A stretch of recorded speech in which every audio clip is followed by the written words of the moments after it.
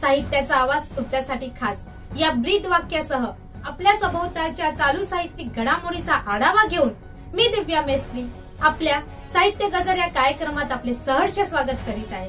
चला तर मग बघूया ठराविक महत्वाच्या साहित्यिक घडामोडी। ऐतिहासिक भूमी सातारा येथे रंगलेल्या 99व्या अखिल भारतीय साहित्य संमेलनाची अखेर सांगता एक सविस्तर वृत्तांत। पल्प प्रकाशन संस्था आयोजित नाशिक येथील श्रावणधारा राज्यस्तरीय कवी संमेलनामध्ये सहभागी कवीमधून 3 उत्कृष्ट कवींचे संस्थेतर्फे विनाशुल्क पुस्तक प्रकाशित। कवी सूर्यकांत शिंगटे सर यांच्या बापू तुम्हीच सांगा या कवितेचे वाचन। ऐतिहासिक भूमी सातारा येथे रंगलेल्या 99व्या अखिल भारतीय साहित्य संमेलनाची अखेर सांगता एक सविस्तर वृत्तांत। 99वे अखिल भारतीय मराठी साहित्य संमेलन नवीन वर्षाच्या प्रारंभी ऐतिहासिक व सांस्कृतिक सातारा नगरीत दिनांक 1 जानेवारी पासून चालू झाले होते। चौकातून स्वागत कमानी, आकर्षक रोषणाई व संमेलन स्थळी रंगरंगोटी करून सातारा नगरीने 99व्या अखिल भारतीय साहित्य संमेलनाचे स्वागत केले। पहिल्या दिवसाच्या संमेलनाची सुरुवात संमेलनाध्यक्ष मान्य विश्वास पाटील, पूर्वाध्यक्ष मान्य तारा भवाळकर तर प्रमुख पाहुणे मुख्यमंत्री मान्य देवेंद्रजी फडणवीस, उद्योग व भाषा मंत्री मान्य उदयजी सामंत, खासदार श्री उदयराजे भोसले, स्वागताध्यक्ष मंत्री श्री शिवेंद्रसिंहराजे भोसले इत्यादी मान्यवरांच्या उपस्थितीत झाली। मराठी भाषेला राजमान्यता मिळाली, आता सर्व भारतात लोकमान्यता मिळवण्याचे काम करायचे आहे। परदेशी भाषांना पायघडा घालताना देशातील सर्वच भाषांचा सन्मान झाला पाहिजे, पण मातृभाषा अधिक सन्मानित झाली पाहिजे हीच सरकारची भूमिका आहे, असे मुख्यमंत्री माननीय देवेंद्रजी फडणवीस यांनी आपल्या भाषणात स्पष्ट व्यक्त केले। तसेच संमेलनाचे नियोजित अध्यक्ष ख्यातनाम कादंबरीकार, पानिपतकार मान्य विश्वास पाटील यांनी मराठी भाषेवर प्रेम करणाऱ्या महाराष्ट्रातील जनता आणि साहित्यिकांच्या मनाचा ठाव घेत मराठी भाषा टिकवण्यासाठी शासनावर अवलंबून राहणे योग्य नाही, हे मराठी माणसाचे स्वतःचे काम असून ते आपणच केले पाहिजे, असे कळकळीचे वजा निर्देशपर आव्हान सर्व उपस्थितांना केले। तसेच देखण्या, पोशाखी, आधुनिक चेहऱ्यांच्या इंग्रजी माध्यमाच्या शाळांना न बोलता खरेखुरे ज्ञान मिळणाऱ्या शाळांना पालकांनी प्राधान्य द्यावे, असा सल्लाही त्यांनी दिला। सायंकाळी साताऱ्यातून तब्बल 56 चित्ररथ, लेझिम, झांज पथके, घोडेस्वार, अब्दागिऱ्या अशा भल्या मोठा लवाजमा घेतलेल्या तब्बल 2 किलोमीटर लांब ग्रंथदिंडीमध्ये 3000 विद्यार्थी सहभागी होते। शुक्रवारी संमेलनाचे उद्घाटन डॉक्टर मृदुला गर्ग यांच्या हस्ते झाले। यावेळी भाषणाच्या सुरुवातीलाच त्यांनी मी हिंदी भाषिक असले तरी मराठीची वाचक व रसिक आहे। मराठीतील साहित्याशी माझे भावनिक नाते आहे। तसेच मी वाचलेले पहिले पुस्तक म्हणजे मृत्युंजय, शिवाजी सावंत यांच्या कादंबरीचा हिंदी अनुवाद वाचला होता, असे त्यांनी सांगितले। तर माय मराठीची अवहेलना करून मावशीचे कौतुक नको, असे हिंदी भाषा सक्तीवरून प्राध्यापक मिलिंद जोशी यांनी ठणकावले।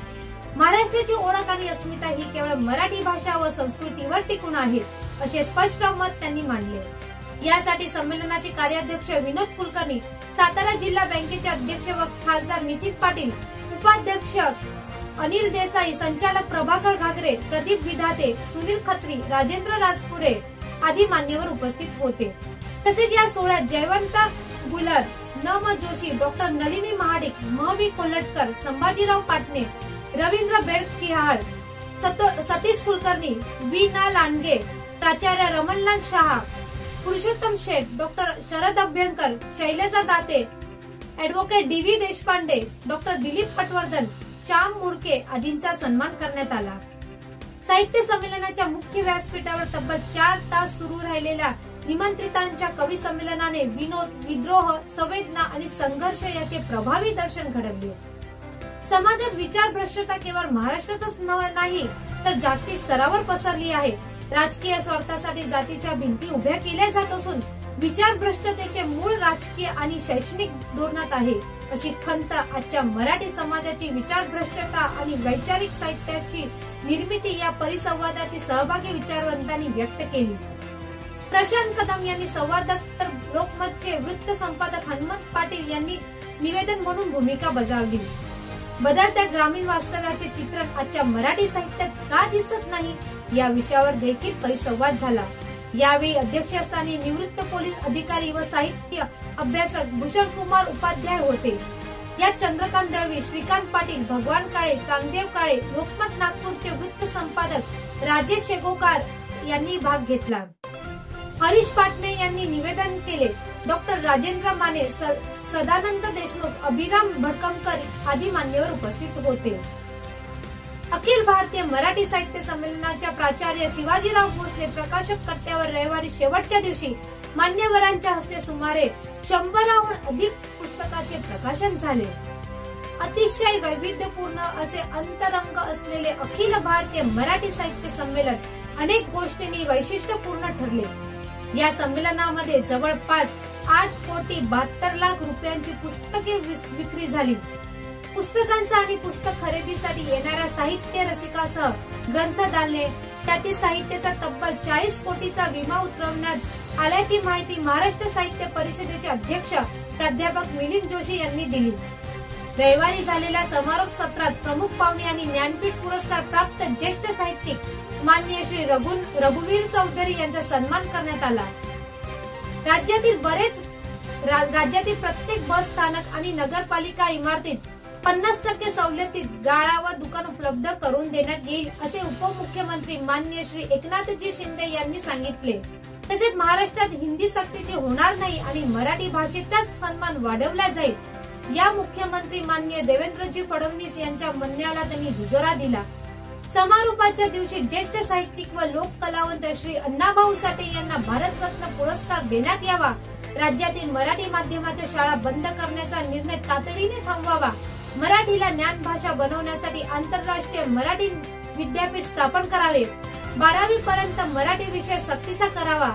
सह एकूण 17 ठराव पास करून शतक महोत्सवी संमेलन पुण्यात तर विश्व साहित्य संमेलन दुबईत होईल अशी घोषणा अखिल भारतीय साहित्य महामंडळाचे अध्यक्ष श्री मिलिंद जोशी यांनी केली. पल्प प्रकाशन संस्था आयोजित नाशिक येथील श्रावणधारा राज्यस्तरीय कवी संमेलनामध्ये सहभागी कवींमधून 3 उत्कृष्ट कवींचे संस्थेतर्फे विनाशुल्क पुस्तक प्रकाशित. दिनांक 10 ऑगस्ट 2025 रोजी नाशिक येथील पुस्तकांचे हॉटेल येथे पल्प प्रकाशन द्वारा श्रावणधारा या राज्यस्तरीय कवी संमेलनाचे आयोजन करण्यात आले होते. या संमेलनामध्ये महाराष्ट्रातील विविध जिल्ह्यातून तब्बल 58 कवींनी सहभाग घेतला होता. अतिशय छान आणि आशयपूर्ण अशा सर्वच विषयांवर दमदार कवितांचे सादरीकरण करण्यात आले होते. सर्व कवींना सन्मान चिन्ह व सन्मानपत्र देऊन मान्यवरांच्या हस्ते सन्मानित करण्यात आले होते. परंतु कवींना त्यांच्या लिखाणाला मिळालेल्या या व्यासपीठाचा जास्तीत जास्त फायदा करून देता यावा यासाठी पल्प प्रकाशन संस्थेचे व्यवस्थापक माननीय सेजल पाटील व माननीय धीरज पाटील यांनी उत्कृष्ट विषय तसेच सादरीकरण करणाऱ्या 3 कवींना संस्थेतर्फे विनाशुल्क पुस्तके प्रकाशित करून देण्याचा निर्णय घेतला. त्यानुसार पल्प प्रकाशनचे महाराष्ट्राध्यक्ष माननीय किरण तोडकर सर यांनी माननीय संदीप पवार, माननीय प्रकाश बारी, माननीय अश्विनी सांगळे, माननीय वैशाली सोनवणे, माननीय सुरक्षा पाटील, माननीय सुहास राऊत यांच्या सहकार्याने गझलकार उत्कृष्ट आलेल्या तिघांमध्ये माननीय यशवंत पगारे यांचा गझल संग्रह प्रकाशित करण्यासाठी निवड केली होती. त्यानुसार माननीय यशवंत पगारे सर यांना त्यांच्या गझल संग्रह प्रकाशित करून घरपोच देण्यात आला. त्याबद्दलचे त्यांचे संस्थेतर्फे खूप खूप अभिनंदन आणि त्याबद्दलचे मनोगत त्यांच्याच शब्दात आपण ऐकूया. पल्प. नमस्कार, मी यशवंत हिराबाई त्र्यंबक पगारे, राहणार बदलापूर, जिल्हा ठाणा. आज एक विशेष निवेदन घेऊन मी आपल्याकडे आलेलो आहे. हे माझे 2रे पुस्तक गझल संग्रह गझल प्रज्ञा नावाचा पल्प प्रकाशन यांनी विनामूल्य प्रकाशित केलेला आहे. त्यांचे आभार मानण्यासाठी मी हा विशेष व्हिडिओ करत आहे.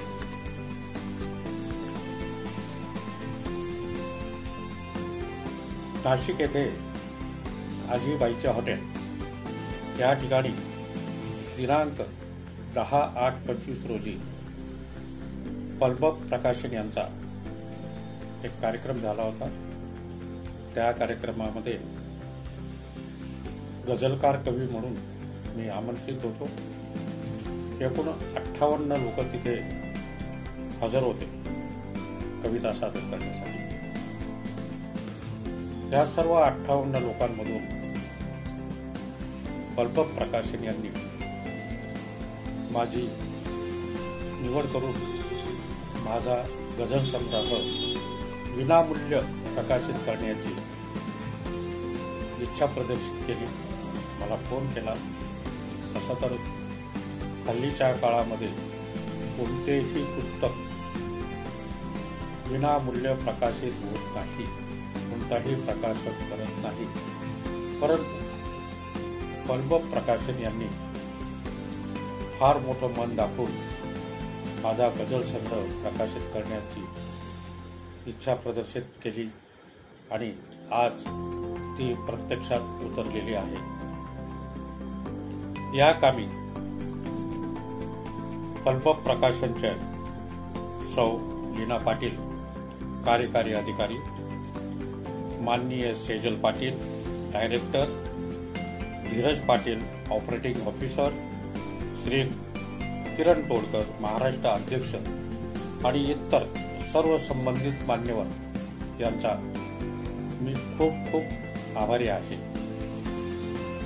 माझ्या या गझल संग्रहामध्ये एकूण 50 गझल आहेत आणि व ISBN नंबरसह प्रकाशित झालेला असून सध्या तो ऑनलाईन उपलब्ध आहे Amazonवर किंवा पल्लव प्रकाशन यांच्याकडे देखील तो मिळू शकतो.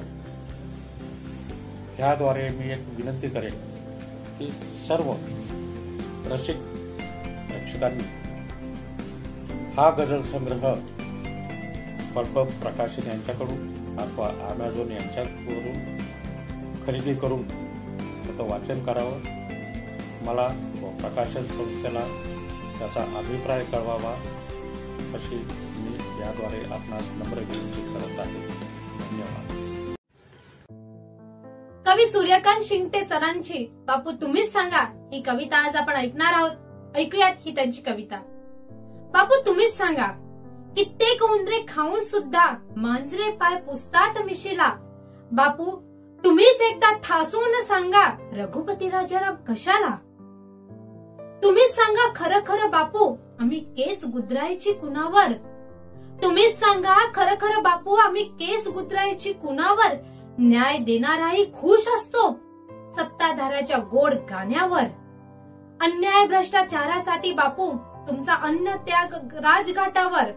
आता झाकणे ठेवायची नाहीत सरकार मान्य दही दुधाच्या माठावर. बापू बापू तेव्हा तुम्ही होता महात्मा, कधीच खोट बोलला नाही. आताही एक आहे अल्पात्मा, कधीच खरं बोलत नाही. आजचा नेता विरोधात असतो तेव्हा वाघाची डरकाळी फोडतो. आजचा नेता विरोधात असतो तेव्हा वाघाची डरकाळी फोडतो. सत्तेत विकला लाचार झाला की त्याच्या ताटाखालचे मांजर होतो.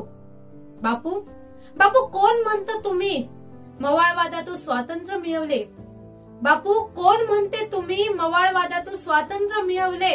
अहो कोणीच शहीद न होता खरे स्वातंत्र्य परवा मिळाले. बापू तेव्हा तुम्ही होता नंगा फकीर, आता कुठे कुठे बिळे पाडतायत. रंगीबिरंगी महागड्या जाकीटातले धवल काळे गुबगुबीत उंदीर. बापू तुमच्या स्वराज्यात आता वेगळे अद्भुत मशीन आले. किती घाणेरडा माणूस असू दे त्यातून बाहेर काढला की वाल्याचाही वाल्मिकी होतोय. बापू तुम्हाला मन खरं सांगतो, अर्धनग्न मरतोय बघा उपाशी. आणि जेवढा म्हणून लबाड आहे तो मात्र खातो शुद्ध तुपाशी. लिंबू सरबत पिऊन बापू अवघड प्रश्न सुटणार नाही. लिंबू सरबत पिऊन बापू अवघड प्रश्न सुटणार नाहीत आणि कोणी सोडवणार नाहीत. हातात सोट्या घेतल्या बिगार बोके मंदिरातून हटणार नाहीत. रसिक हो, या होत्या साप्ताहिक चालू साहित्यिक घडामोडी. चला तर मग भेटूया अशाच चालू साहित्यिक घडामोडीचा आढावा घेऊन पुढच्या कार्यक्रमात. तोपर्यंत लिहिते वा, बदल घडवा.